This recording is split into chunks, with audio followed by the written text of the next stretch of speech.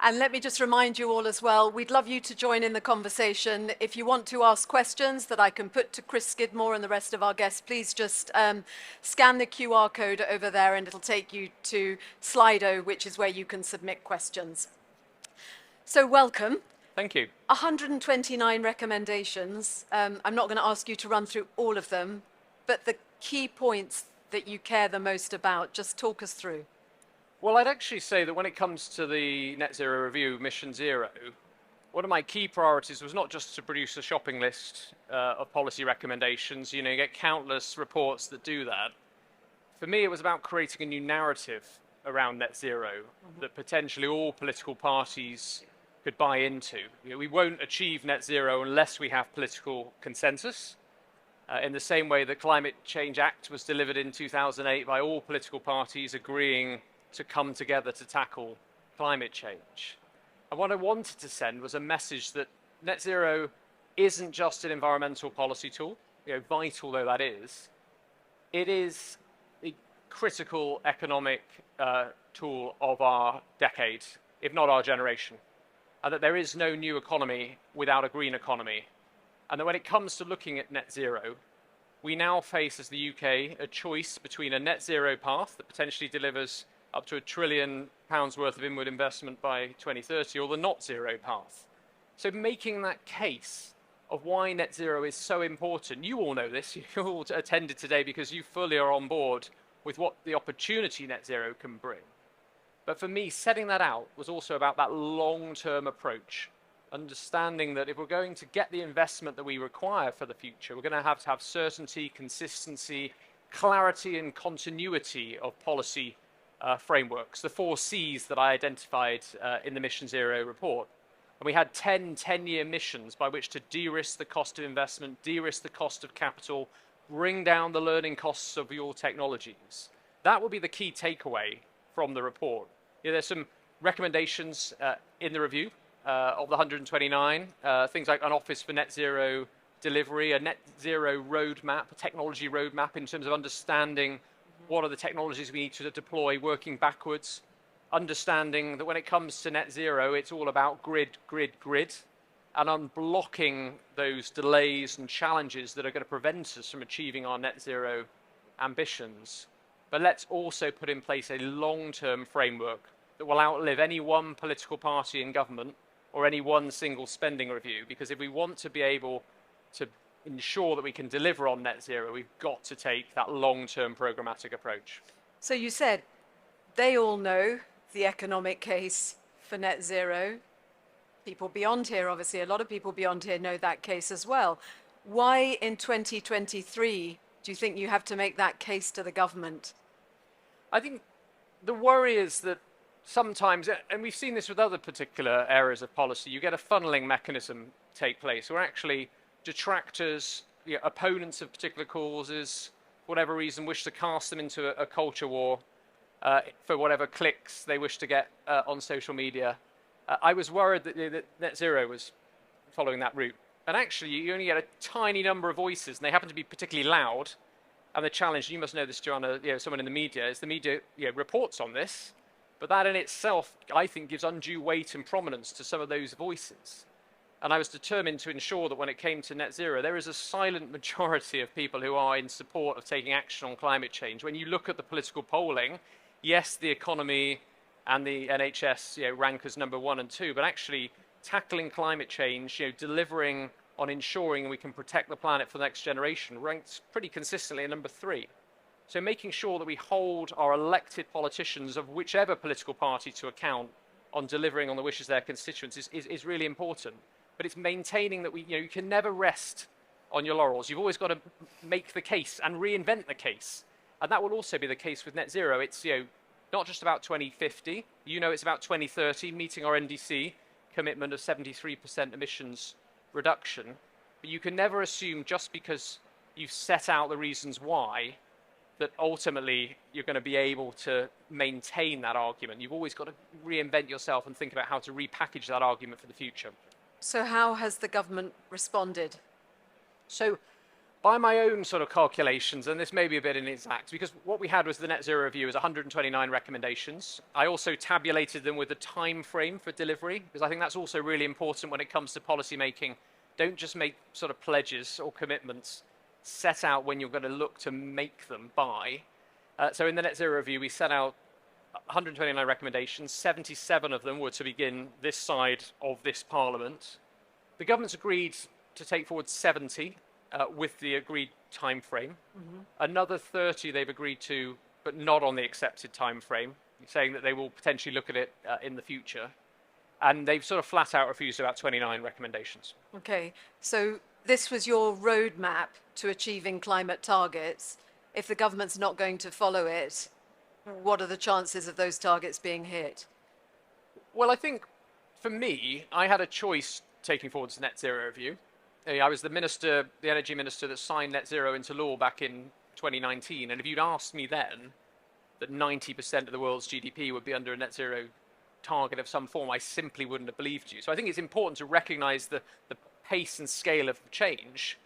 I was just walking through the lobby here today and was just absolutely astounded by, an event like this would be taking place solely dedicated to net zero. I just simply would be unfathomable back 4 years ago. So we have come far. We have gone faster than any other nation, the UK. I think it's important to recognise we are globally leading, but we shouldn't want to cede that leadership to other nations like the United States, like Germany, or other European nations where capital is at risk of going instead of the UK. So making that case to government is really important, because it's not just about which policy recommendations they take forwards. Delay and inaction is just as bad as refusing to take forwards policies. So there may be policies they're thinking about. Jeremy Hunt said they were going to do a response to the US Inflation Reduction Act come the autumn statement. That's too long. We will have seen people move with their feet, companies move across the pond as a result of us not taking action further, sort of faster. But at the same time, credit where credit's due, the government has taken forwards a number of areas of focus, whether CCUS, whether hydrogen, whether nuclear. We are worldwide renowned when it comes to offshore wind.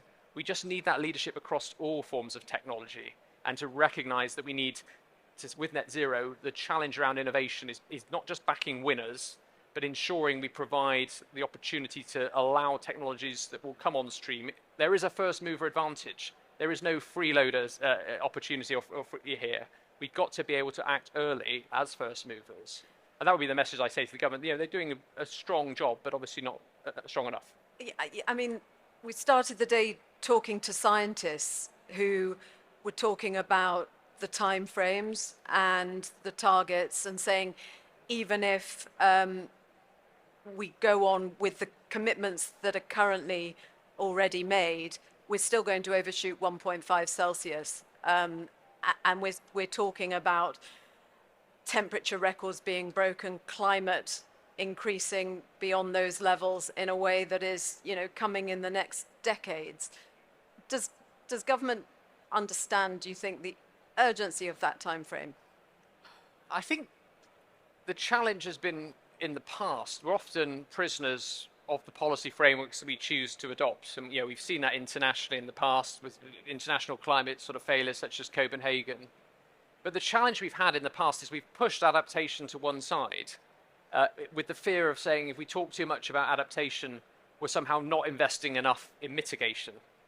And I think we can recognise that that was a mistake internationally, that even if we hit our net zero targets, global warming is here to stay. A lot of what we need to take forwards in terms of investing in the grid needs to now take account of the adaptation that will occur, and ensuring that we build in resilient structures for the future of our energy mix is now equally important as taking forwards a decarbonised energy system. So I think in a way, policy making is behind the curve of the reality of temperature rises. It's behind the curve of the reality of, I think, local enthusiasm to go further, faster.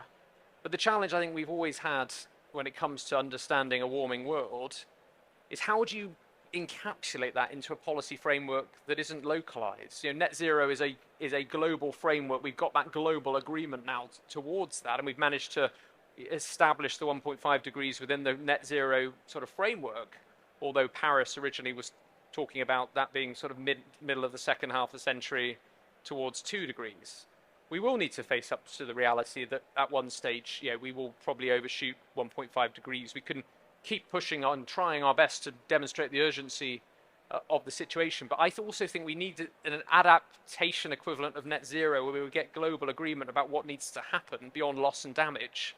Because adaptation is happening to every country. And we've got to be able to articulate that in a way that demonstrates what investment's needed. And that hasn't happened. In terms of specific measures, one of our earlier panelists was talking about putting a value to the cost of carbon, which obviously if you explore that, it takes you down the route of a carbon tax.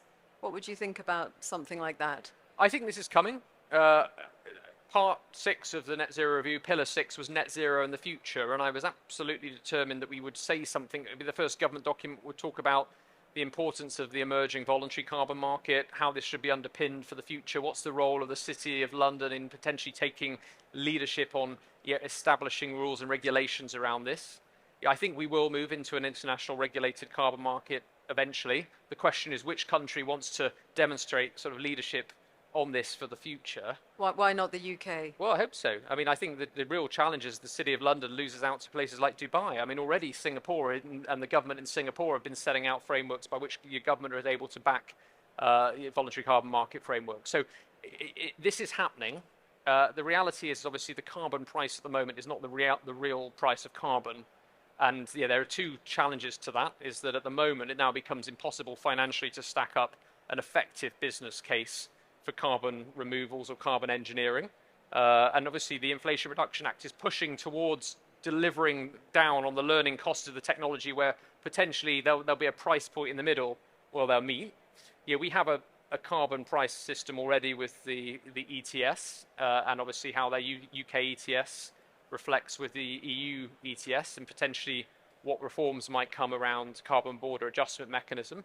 The ETS is going to be reformed. The government, in their response to Net Zero Review, we set out that the government should provide greater certainty for what's happening with ETS.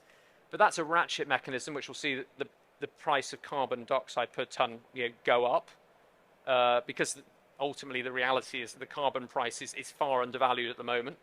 And until we have that effective mechanism in place, no one is going to be able to demonstrate the economic return, which will come eventually. But we do need international agreements, but I think national leadership also on recognising this is the future, and this is the future by which we are going to be able to create net zero markets. So let's get on with it. Mm-hmm.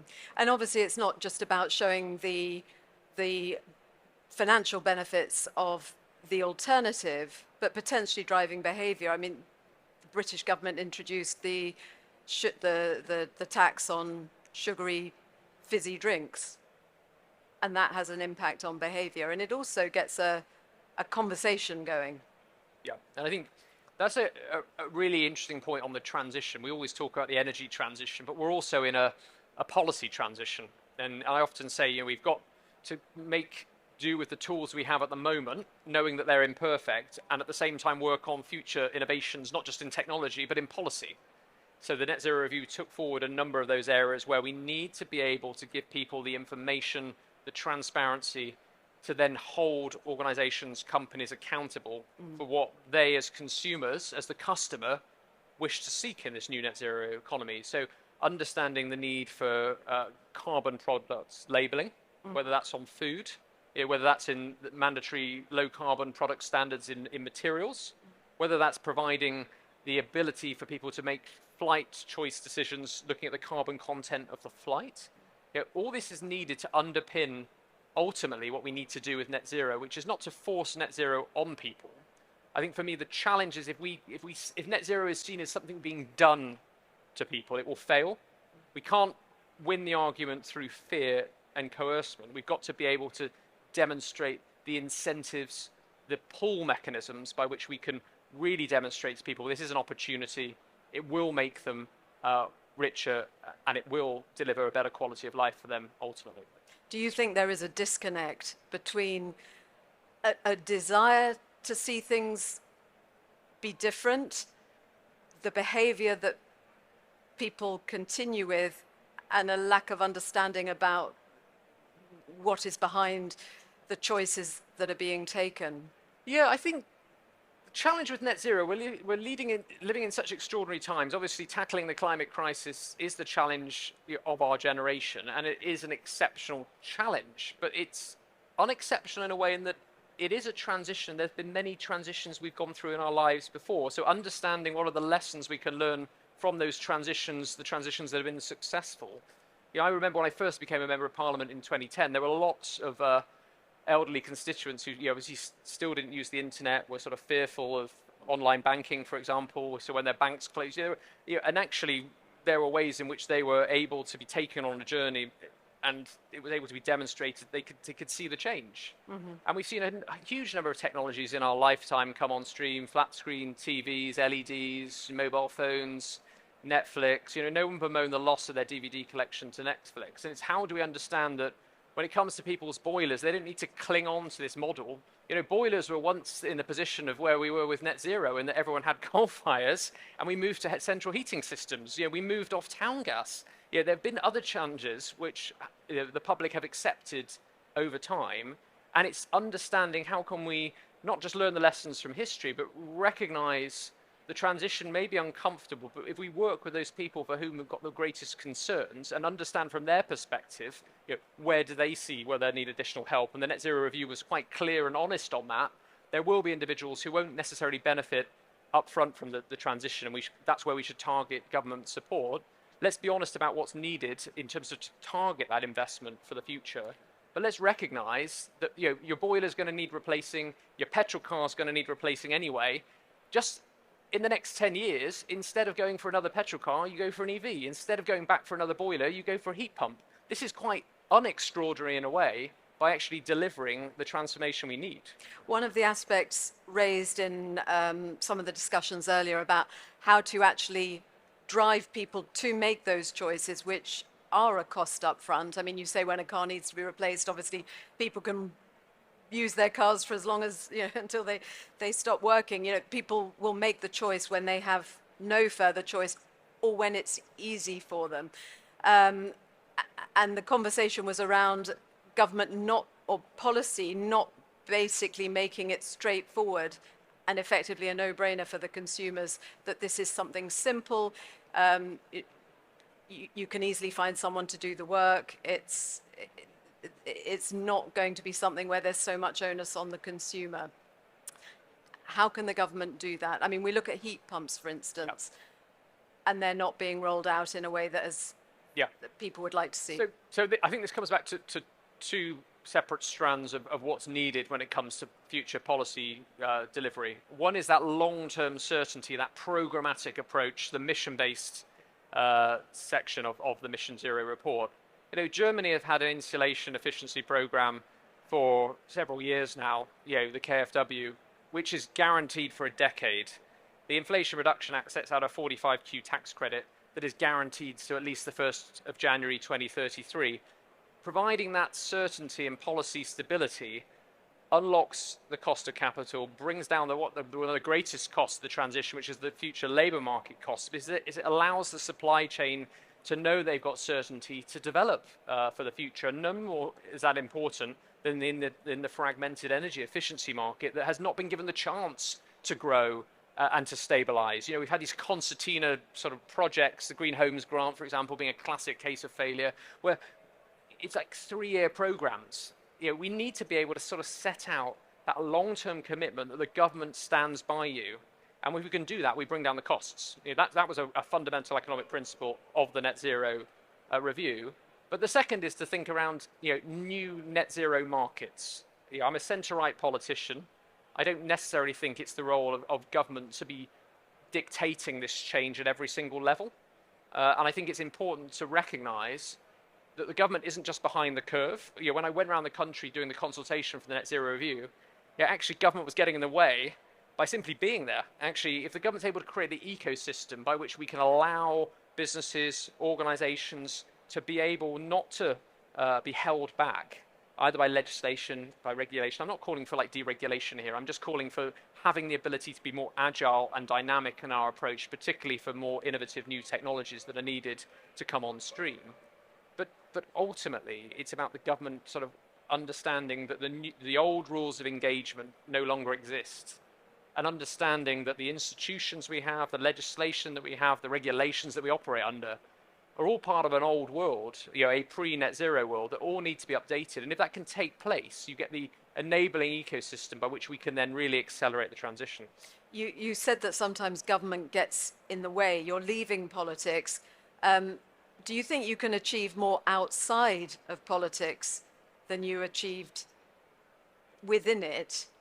So I sort of feel, I've had a good run. I've done 14 years, and that was probably longer than I expected. But in terms of me being a political politician, I don't necessarily want to be cast as in the future as a sort of Tory MP. I sort of feel that when it comes to net zero, I want to work in that cross-party political space. And to be the net zero review, I genuinely tried to ensure it was cross-party. I met with all the political parties, whether it was SNP in Scotland, the Welsh Government, Labour, Liberal Democrats. I even see Ed Gemmill here from the Climate Party we met with as part of our round table. So for me, I sort of feel that sometimes it's frustrating as a politician. You've got to be a jack of all trades. And for a while, that was something I really enjoyed, knowing a little about a lot. I'd like now, having met so many experts like yourself, to know far more than what I do, and to just focus on one single thing, and that being the energy transition, net zero, for my future career. Question for you from the audience. How can we support innovation net zero related startups in the UK to scale so their products and ideas can have an impact? So I fully understand some of those challenges around the startups, and obviously access to finance, and how we can as a government try to sort of smooth that path on the so-called sort of valley of death.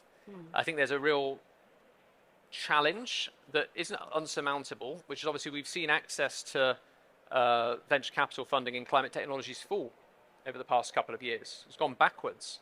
The sort of the limit at which you're looking at either Series A or Series B fundraising, it has to be set at a certain level which is too high for certain technologies. So are there opportunities, both at a place-based level where we can bring a portfolio of technologies together, or at a network level nationally, where the government can help row in behind certain technologies in order to try to sort of leverage in private capital investment for the future?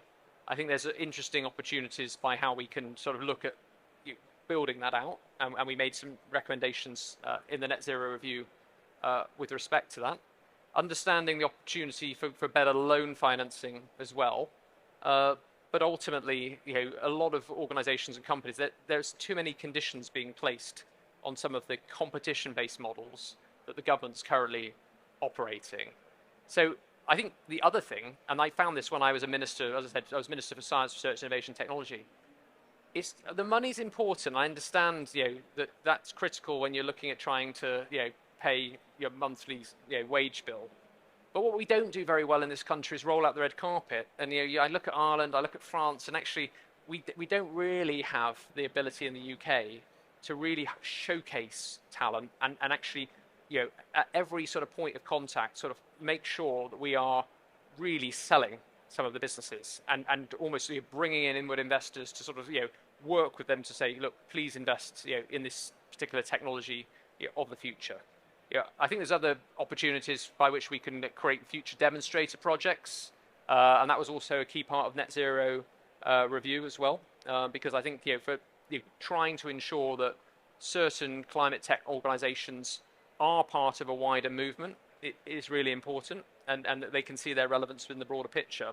I think sometimes I go to events with climate tech organizations, and it's they're all meeting as individual organizations, but where is the thematic support that they need outside of just being climate tech organizations? So sort of to what extent you might look at the circular economy and have a sort of demonstrator institute in the same way we had the Faraday Institute for Battery Technologies, which spun out a huge number of additional SMEs and new technologies on the back of that, giving people that sense that they belong to a community and they're not just left to their own devices is also really important.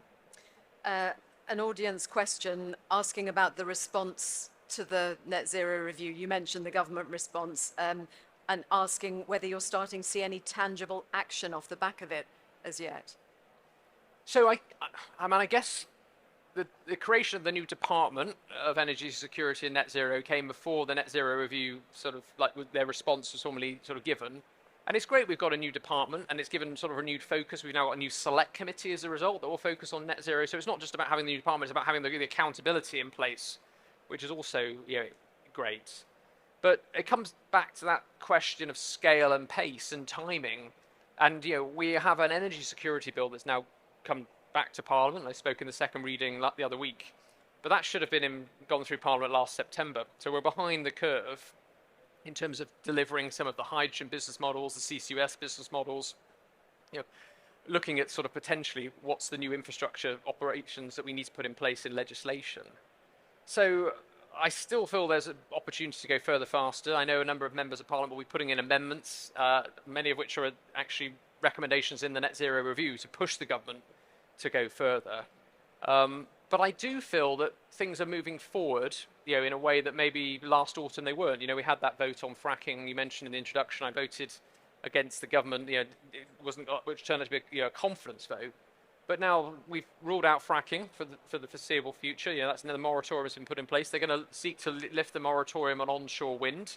The government's agreed to take forwards deployment targets on solar for 70 gigawatts by 2035. Again, another recommendation Net Zero Review. I think we are in a place now where the government has laid their cards on the table in a way they hadn't done 6 months ago.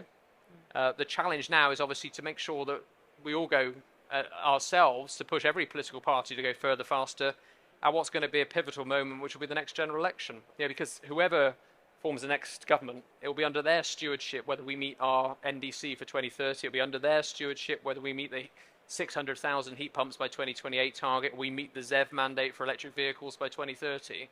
So it's really critical that we don't let up on demonstrating the need for further and faster action. You said that the government had outright rejected 30 give or take of your recommendations. An audience member wants to know which of those were the most significant for you. So I think most significant sort of rejection offhand, maybe a couple, if I'm allowed that.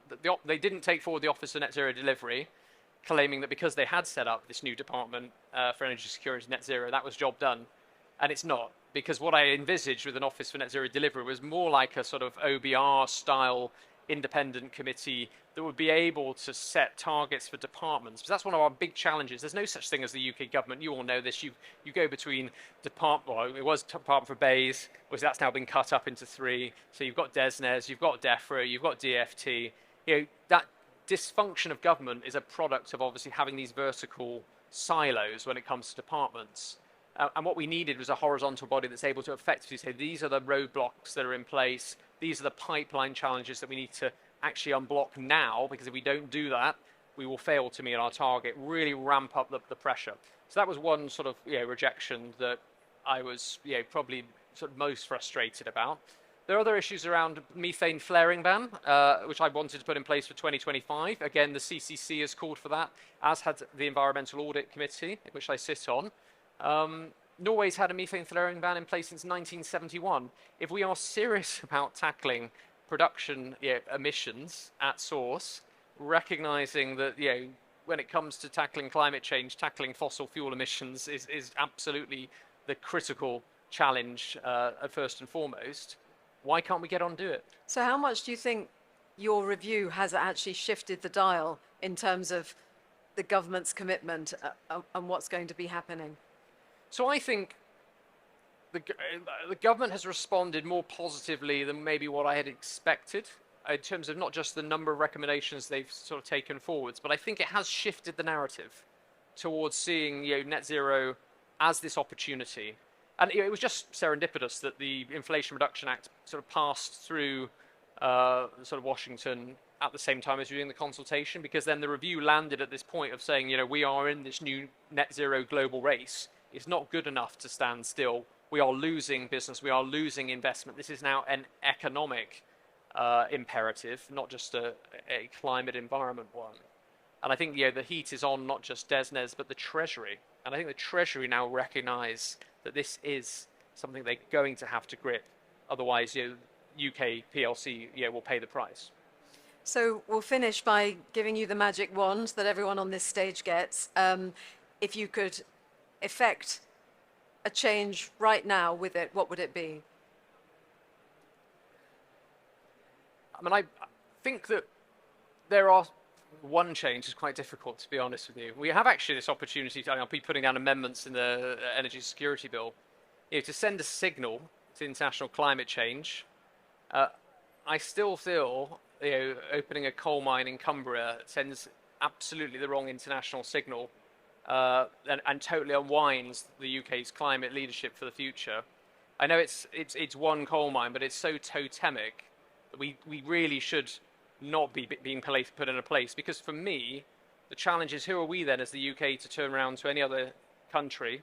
We've set up these just energy transition partnerships with Indonesia and Vietnam, where we're trying to get them off coal. I just see this as something that is potentially so disastrous for UK climate leadership. So potentially, in the here and now, that is an immediate decision that should be stopped. Does it make you angry? I think anger is something that I don't often feel, because I think for me, you also like Al Gore get red in the face at Davos or wherever it was, and the challenge is that as you said at the beginning, climate change is here to stay now. We will see horrific instances of climate change continue to occur, but if you bring in emotion, sometimes you lose the right to be heard. What I've tried to do with the Net Zero Review and Mission Zero is take that evidence-based approach, take a rational approach to those who often want to make you think that you're emotional, who often want to put you in a box and say that net zero is a crazy eco project. There's no way I want to be put in the same box as the sort of Just Stop Oil protesters. I don't want to lose the legitimacy of demonstrating that this transition can be done, that it's reasonable, and that it's a reality that needs to happen. I think sometimes there is a place for anger, but if you're angry all of the time, you lose the right to choose when you wish to be angry. Thank you very much, Chris Skidmore. Thank you.